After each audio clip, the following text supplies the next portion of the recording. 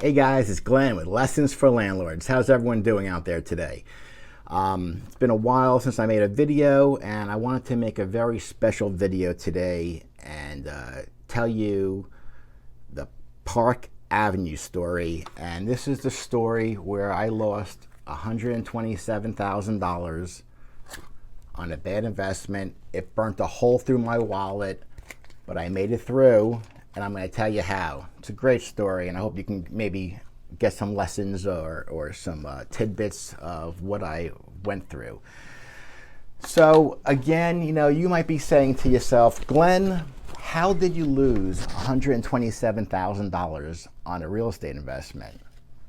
Well, I keep scratching my head also, and I'm going to tell you how to do it. A little corny, but some magic always makes me feel better, because who likes to lose money? So I have some notes, and I'll go through them, and we'll see what goes on here. So today's story will cover 3 main lessons for all you landlords out there. Okay, so the first lesson is be realistic with your rehab budget. Very, very important. Number 2, how not to be taken advantage of from crooked contractors. Yes, unfortunately, there are crooked contractors out there, and you have to be very, very aware of them. And 3, don't give up. If landlording was easy, everybody would be doing it, and everybody would be making money. Okay, so let me tell you a little bit about the story, finding the deal. I found this deal online. It was for a triplex, and it was listed for $160,000. And I contacted the agent. I introduced myself as an investor and their real estate, rehabber. And I said to him, listen, you can have both sides of the commission. I just want the deal itself. And the reason why I do that was, this little golden nugget, is when you give the agent both sides of the commission, sometimes they'll tell you a little bit more about what's going on with the property, what's going on with the owner of the property, and so that's why I do it. I feel it's very worthwhile to do it, so to each their own. Okay, so this property, it was a triplex, really run down. It was owned by an elderly lady, and her husband passed away, and the wife had no idea how to run this property. It was just run down. It was horribly mismanaged. It was a crack house. It was a hoarding house. It was the ugliest house on the street. Corner lot property. It was a triplex. It had a 3-bedroom, a 2-bedroom, and an efficiency unit. So the 3-bedroom was not paying rent for about 7 months, I found out. The 2-bedroom, they were only paying $750, which is a joke, and they had no heat. I don't even know if they had running water. The conditions were disgusting. And the efficiency unit was not even, I don't even know if it was a legal unit.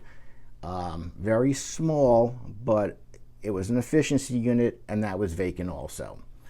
So I made the appointment to see the building, and it was in really, really bad shape, guys. Okay, so after my initial walkthrough of the property, I ran my numbers, and it looked like it could work if I stayed on a really, really strict budget, okay? And the lady who owned it was only bringing in maybe $750. That's it per month in this building. It's a triplex. It was a joke. It was filled with this smell of cat urine. It smelled like an ashtray, just disgusting. The tenants did not want to move. The house had to, they didn't want the house to be sold. And there was a crazy old man with his daughter, with no running water, garbage everywhere, and it was just really, like I said, it was really, really bad shape. And they were in that 2-bedroom for the $750, okay? So after speaking to the agent and running some of my numbers, I offered a purchase price of $120,000. It was, they were asking $160,000. Wasn't an insulting offer? Yes, it was. But money is made in real estate, as you know, is when you buy the property. If you're not insulting the seller, then your offer is probably too high anyway, I feel. The house was 116 years old, had 2 oil tanks in the basement, and a little tip. I always swap out the oil tanks or oil, and I switch to gas. It's just the way I like to do my deals. It's a cleaner deal. People like gas. Oil's just, a problem sometimes. I would never buy a house with a buried oil tank. These were 2 tanks in the basement. So because I was giving the real estate agent, both sides of the commission, he was much more eager to get the deal done.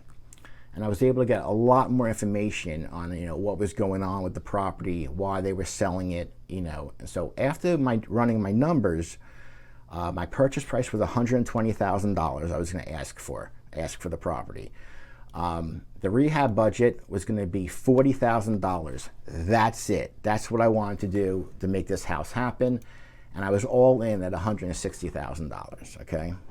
So let me just, real estate is my hustle mugs. They're in. You guys drink coffee, check out the site. Okay.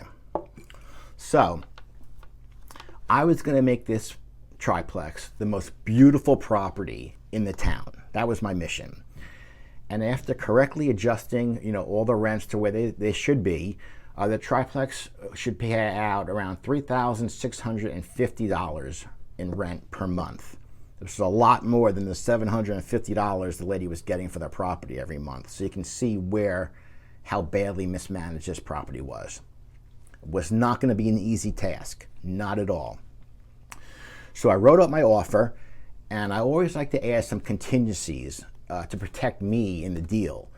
One of my contingencies was that the lady would have to evict or remove the tenants in the 2-bedroom and the 3-bedroom. And after some back and forth, negotiating, she ended up not wanting to do anything. And I get it, because she couldn't even get these people out. She couldn't even get these people to pay. So, sometimes when you have an issue, you have lemons, in a real estate deal. And what you got to do is you take a lemon and you put it in the box and you make lemonade. Get what I'm saying? You always have to be thinking outside the box. Again, another magic trick to keep you entertained. So again, I was waiting for her to get back in touch with me, and we were negotiating back and forth. And I had to call a structural engineer, just kind of someone to look at the property. And I found that it has a little bit more issues than I really knew about. So I went back on my offer, which I really never do. It's a technique. Some landlords do it, some investors do it. You make the offer, and then when the people finally think they have the house sold, and they're going to get the money, you change the offer. I don't do it a lot, but on this one, it was called for, and that's why I did it. So again, there was no security deposits on the property. The leases were crap. I don't even think one of them had a lease. I knew it was going to be an issue, and I was willing to put the work in for this deal. So my new numbers now at this point the purchase price was going to be $120,000 now. My rehab budget was still going to be $40,000 because I was locked on that 40 number for whatever reason, and you'll see how bad that was because I was locked into that number. So the total price of everything combined was going to be $160,000. I was going to get a beautiful triplex. The deal was going to go through. I was going to make tons of money. And the appraisal, we called in the bank to get the appraisal before we actually did the work on this project. And it came back at $310,000. This was after showing the appraisal agent everything I was going to do to the property. We were going to add HVAC, change the gas, new windows. We were going to just make this place beautiful. So after a month of negotiating, I was able to purchase the property. And the first thing I needed to do was take control back from the tenants, okay? My property, my rules. That's the way it works, unfortunately. So my intention was to evict everybody and start a complete rehab on the property. Just fresh, get everyone out there so I can come in and demo and do everything I have to do. But the headaches came immediately. I wrote the first tenants, that had not paid in 7 months. I let them know that, listen, guys, you're being evicted. You have 30 days adios, see you later. Another tip, I never like keeping any of the original tenants when I buy a property. I always like to do my own credit checks, my own background checks, my own criminal checks to determine who's going to live in my units, okay? So now I needed to approach the hoarders in the 2-bedroom, which had no water, it had no heat. I couldn't even believe that people live like this. So I'm at the property maybe a day or two after of buying it, and the daughter of the old man comes, into the efficiency unit, the unit that I was kind of working in, and she produces a lease from the old landlord. She was already to put up a fight and told me she would, her and her father had no money, they were not going to move. And so I'm trying to read this lease, see what what it says, and see the grounds that I have to work with. So I told her also, I said, listen, you're paying $750, which is a joke. Fair market value for this property is $1,300 per month. That's what I'm raising the rents to. I was kind of just trying to get them out, either by telling them they have to pay more, or I was going to evict them in 30 days. So as you guys know, evictions can take a really long time. And a tip that I like to do, that I like to share with you, is called, I offer cash for the keys. And what that is I was going to give them $1,000 to hire a U-Haul, and this would and they were going to move to Texas. Apparently, I'm in New Jersey, so $1,000. They would just leave, and that's it, and empty and vacate the building. But it didn't end up going as smooth as I was going to hope. They had a truck that didn't work on the property, and you don't want to be left with cars on the property because it's a real hassle to remove them. You can't just call someone up and they take the car. It's a procedure. So I couldn't do any work on the property until I got everyone out. Okay, because my intention was a complete rehab, change everything out, make it beautiful. So time was money, and I needed them out. So it eventually, worked out, but the story continues. So I always like to cut down the overgrown shrubbery on a house, right when I buy it. It's just a little thing I like to do. It's the curb appeal. It's the first thing I do, and it just kind of starts the procedure. People start seeing the cleanup, they start looking, and then and I go from there. So I hired a landscaper, I hired a tree guy, and to go there and start cutting things down and cleaning it up. And I get a call from the landscaper that the tenants came out and they would not allow them to cut down the bushes or the trees. And this is where it all starts to go bad. So I had to call the police, and the police had to let them know that they can't make those rules. I'm the landlord, I own the property, and so I cut the bushes. They weren't happy, and it just goes on from there. So during this time, I'm trying to figure out the new electric. I wanted to meter everything, I wanted to make everything correct, and I had to do the gas meters. So for whatever reason, their gas and electric gets cut off. And they called the police on me at this point now, and they told the police that I shut their service off. Now, I did not do this, number one, and it is also illegal to do. So they probably didn't even pay the bills, and that's what happened. But either way, it gets back on, and the saga continues. Okay, so my normal contractor that I used on all my rehabs could not help me, unfortunately, on this job. So I decided to use Craigslist to find contractors to interview for the job. I would never, ever use Craigslist for real estate again. That's just the experience with me with what happened. This was mistake number one, guys. I called around 20 contractors, and I set up appointments, And we met at the property, and I had a whole scope, and I showed him the scope of work, and I showed him what needed to be done. And, looking back, mistake number two was deciding that I only wanted to spend $40,000 on the rehab. I was just so close-minded that I'm like, this is my budget. This is what I'm going to spend. I'm not going to spend a penny more. I already knew it was going to be appraised at $310,000. I was just thinking about the money, and unfortunately, I was greedy. And pigs get slaughtered, and what that means is if you're greedy, it's going to bite you. So there was much more work than I really thought. But after meeting all the contractors, and some of them said my initial $40,000 rehab was unrealistic. I was getting prices from $60,000 to $110,000, maybe $150,000 to do what my scope was suggesting. So I was being cheap, and that was not a smart move.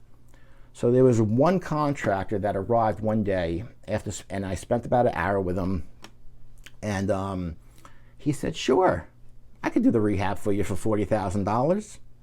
And I was so happy and so excited that I was going to get it done for this price. And all I kept thinking was how much money I was going to make, for getting it done so cheap. So the red flags were popping up everywhere, but I wasn't seeing them, guys. The first red flag was that the contractor showed up without a car. Now, he was dropped off by one of his workers, so I didn't think anything of it at that time, but it was a little weird now that I'm thinking about it. He didn't have a license. He showed up in slacks and a suit jacket, and he seemed very knowledgeable, and he was answering my questions that I had. He had a license that I found out that he was afterwards that he was using someone else's license, and he said he can do it within the 3 months. And I said, okay, no problem. When can you start? He's like, I can start the next day. I'm like, really? So I'm just thinking, I'm going to finish this. I'm going to make my money. I'm going to make the money on the appraisal. I'm going to make the money on the rents. And all he needed was a deposit to get started with the demo, to get the demo crew there the next day and start emptying the building. And I believe I paid him around $10,000 to start the job, which is not uncommon. Contractors are not going to work for free, and it just was what I did. So I ordered the first of, I think, 10 dumpsters to get there the next day, and he was there the next day with a small crew to start. And red flag number two, I paid him a check, of course, to keep a paper trail, and it was deposited within like an hour or two after I gave it to him. And again, it's not a huge deal, but I find it quite odd that he would deposit my checks immediately. He came to me the next day with a breakdown of, what he needed to continue on to the job after the demo. And every time he would finish a phase of the job, I would pay him a little bit more money. That was what the agreement was. So as the job started to progress, I was getting a lot of the tradesmen there having issues, and they were having issues with this contractor, my GC. He wasn't paying them on time, or they had to keep asking him for the money. And he was using other people's licenses, and I found out that the permits weren't being filed, and that's a big no-no. You have to file permits, especially when you're doing a complete rehab. So I was actually really excited for the first 2 or 3 weeks because demo was moving along nicely. There were 5 to 7 guys there every day. They were emptying the building, filling the dumpsters. We were emptying this thing. It was actually looking like a real nice rehab project, and that's how demo was done. So we ended up, bringing the building to the studs almost, because there was so much demo that had to be done, and and we were changing the unit designs. And by this time, I was going to Home Depot with him here and there, and picking things out. And in that price that was being paid let me go back. So I was also paying for the electrician, the plumber at this point, maybe another $15,000 to get them to start working. But I was still kind of excited because I was getting all recessed lighting, all new plumbing, all new electric. This guy was promising me the world for my $40,000, okay? Everything. It was at this time where I had to keep, putting out issues and fires with the other tradesmen because they weren't being paid on time, and they started not wanting to have to work for this guy. And everyone's complaining about this general contractor that I hired, that I thought was the best contractor out there because he's doing the job for $40,000. And even my wife, okay, didn't like him for whatever reason. And I was like protecting this guy, thinking that he was a great contractor and like, listen, he really cares about my money and he's not paying these people until they do the job properly. So, every day after about 2 or 3 weeks, I started asking him about the permits. And it was always another excuse, why they weren't submitted. And I kept having to stay on him about this, keep the timeline moving, make sure everything was working and getting done. And in this time frame, I was about to take a trip to Hawaii on a family vacation. So I gave him my Home Depot card to use to purchase, materials as needed so the job could keep moving along. Now, I have done this with other contractors, and I've never had an issue. It wasn't unusual for me to give a card out. I was able to see every transaction online. So, again, I was, monitoring everything. So I'm not sure how this happened, but I started to pay for work that was not completed yet, okay? This guy was scamming me. He was telling me that he needed money to pay out for the painting of the exterior of the house, the windows. He was ordering windows for me and flooring, etc. And the checks kept being made out to him, and then the work wasn't being done the next day as promised. And he was still cashing my checks within an hour of me giving it to him. So before I left on my vacation, we went over the budget, and I was getting really close, to going over the $40,000. So he suggested that I go to Home Depot and the window stores and the HVAC and the paint, and he said I should just buy all the materials that I needed for this job and store them in the basement. This way he knew that the materials were there, and he only had to worry about the rest of the money left for his, payments for his work, because everything was scheduled. I was going to do it all for 40, and so I bring my materials there, store them in the basement. So now I know that, okay, all my materials have been paid for, and the only money that I really owe is for him, for his work. And that's another major red flag as I write this story and tell you this story. So I'm in Hawaii. I was on a 6-hour time difference, and I was noticing that charges were being made that I was not authorizing. Little things like screen doors and tools, and at this time workers were causing a mutiny over there, and everyone wanted to have this guy's job as the GC because he was getting paid all this money, but he wasn't doing anything. He was just GCing it. I thought he was going to be the guy doing the work, but he kept hiring these low-budget tradesmen to do the work, get the job, and he was keeping the money. So they started telling me, some of these guys, that he was selling my materials right out of the basement to other contractors. Other contractors would actually come up in trucks when I was not there, and he would sell my bathtub, sinks, and then, I was so angry when I spoke to him that he said he was doing it to save me money because his bid was a little too low and he was using it to barter with the other tradesmen over there. So the guy was smooth. I was like, okay, I get it. Stop doing it. But the saga continues. And he was taking advantage of me, and I didn't even realize it. And everyone was telling me what a crook this guy was. And I felt like I was already so deep into the job that I could maybe salvage the relationship. And now, mind you, this was not my first rodeo, guys. I've been investing in real estate for years before this, and I just was blinded by the fact that I could probably do this for $40,000. I was money blind. So long story short, I ended up firing him and hired the contractor that was looking out for me, that told me about his thievery, and that was mistake 3, 4, and 5. So at the end of the day, I was out $40,000, and I really had no work to show for what was done, really, other than demo and a little electric and plumbing. And all the work that was being done was really like subpar and would never pass inspections, now that I'm thinking about it, from the township. So I started with the new contractor, and I already had a bad taste in my mouth because of everything that went on.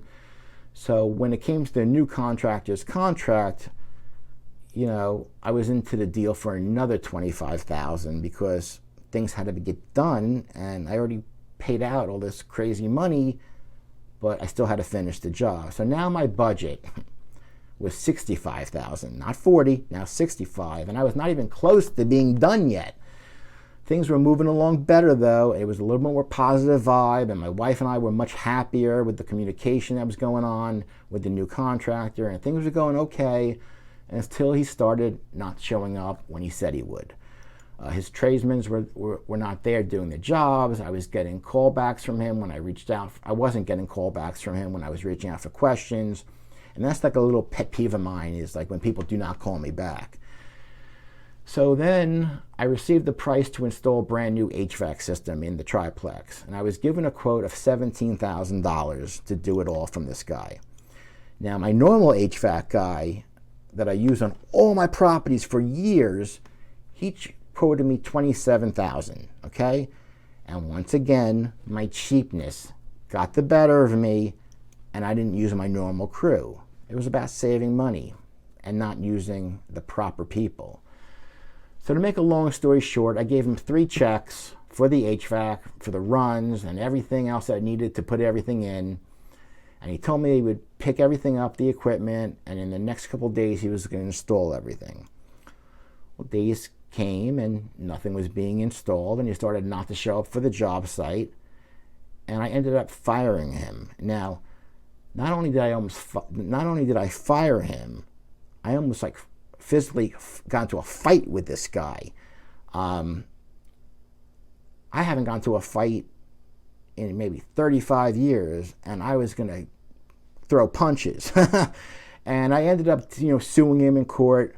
I won the judgment for $16,000, $20,000, whatever it is. I probably will never see a penny of it. I was robbed. I was ripped off now twice. And now my rehab budget was at $82,000, and I still was not near completion.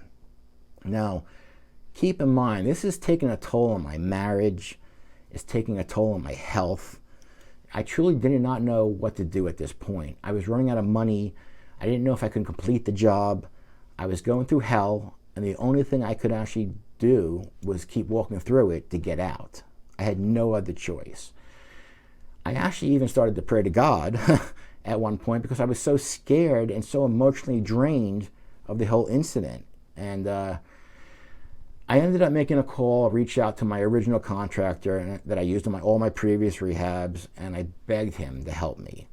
And along with him, I found a fantastic electrician and plumber that I met, and I was able to complete the job, complete the project, but this would cost me another $30,000. So now my budget went from $40,000 to $112,000. Every time we opened up a wall, we found issues, whether it would be major rot, structural issues. We had to call a structural engineer, architects, which kept adding to the budget. So that's added another $15,000 later to the job. Now my $40,000 budget is $127,000, along with the purchase price of the property, which was $120,000. So I'm all into the triplex for about $250,000. I'm dying. I just want it to be over with, and it just was such a mess. You know, if I can give you guys another tip, if you don't have to open up walls, don't do it, because when you open up walls, that equals to money.